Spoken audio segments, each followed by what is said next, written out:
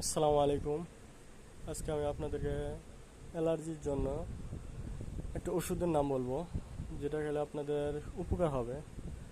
Mainly যাদের দাউদের সমস্যা, তারা টার্বিনাফিন গ্রুপের আরএসএনজি ট্যাবলেট পাওয়ার এই ট্যাবলেটটা খাবেন দৈনিক একটা।